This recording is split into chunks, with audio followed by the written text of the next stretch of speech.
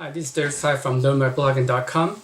I just finished this book called Age of Ambition, Chasing Fortune, Truth, and Faith in the New China by Evan Osnos.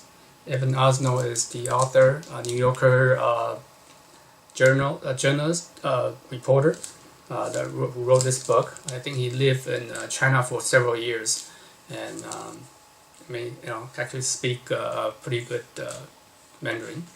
And he wrote a book about China. And this book is about the current generation of Chinese in China in developing a country such a way that in the breakneck speed that the people and the government cannot seem to keep up with it. And especially after the Cultural Revolution that overthrew all the traditional faith, the Taoism, the Confucianism, and Buddhism, the single party rule for almost 70 years. And it's basically going to some of the three areas about China. And the three parts are the fortune, the truth, and the faith. On fortune, he talked about Gong Haiyang's, this is a lady who created Jiayuan.com, and the biggest matchmaking site on earth, hundreds of millions of people, and how she started it. And then there's one story about Li Yang's Crazy English Institute, that's teaching people how to speak English by basically just dive into it and speak and be embarrassed. In fact, I think that's probably the best way to learn about English. And he's also mentioned about the story about the god of gamblers, Xu Yangping in Macau, and how he actually was being chased. He owed billions of dollars, millions of dollars of gambling debts, and he was hit with a contract by the triads to kill him. And so there's a wealth. Brought a lot of the tourists, also the wealth brought a lot of tourists, Chinese tourists to the West. And there's a lot of story about fortune, the new wealth, and all that.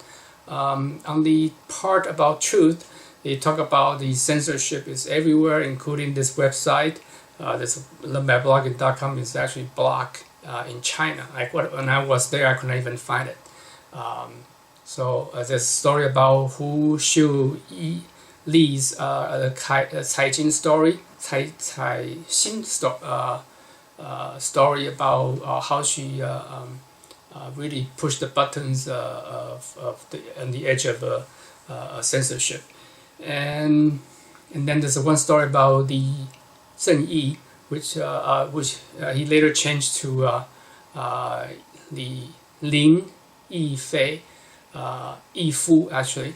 His defection to China from Taiwan, swimming across the island, not the big island, but the little island in Jinmen, to Formosa to Fujian provinces. It's only it's a very short distance, but it's actually very difficult because of the tide.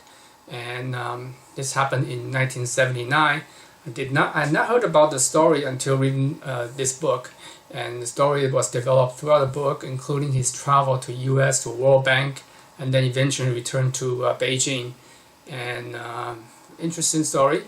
And he has a lot to do with the economy of China as well. He's advocating this way of reviving the economy, different than the Western way of doing it. And this thing called the dissident Liu Xiaopo, story about his receiving this Nobel Peace Prize, and that was interesting too. The author reported the story also around Ai Weiwei, is found to be his artist and found to be a very fascinating person. He actually architected or created the bird's nest in the stadium in Beijing during the Summer Olympics 2008. So several stories about that, and then a story about Hang, the the car racer, the blogger, and then the crazy English teacher, and so a tidbit about that.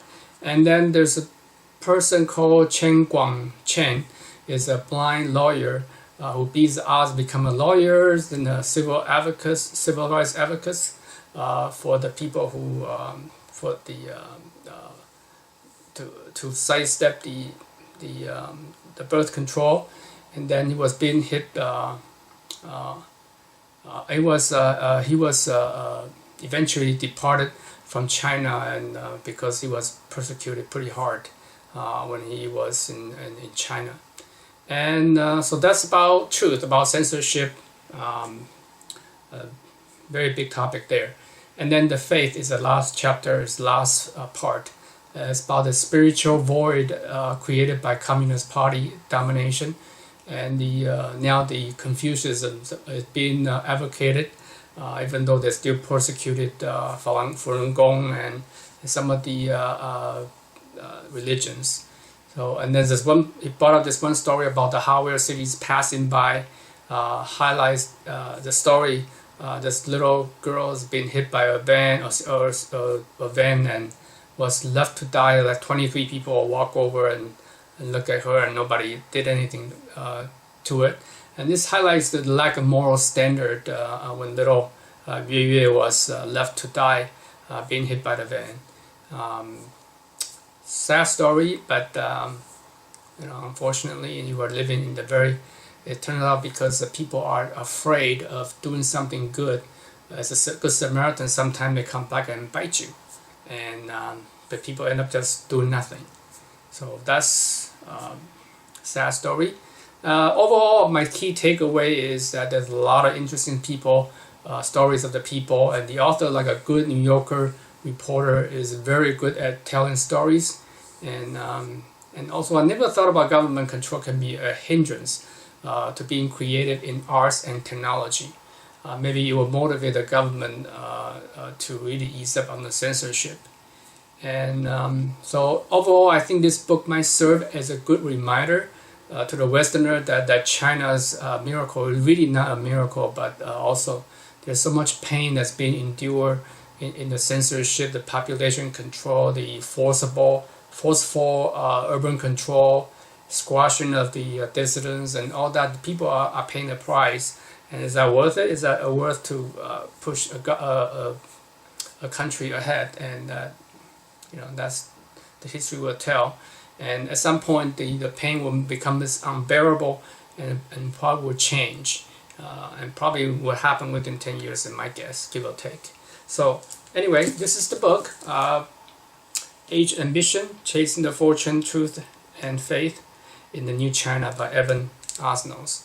I hope that was a quick review, and hope you enjoy it. Thank you very much for watching. Bye now.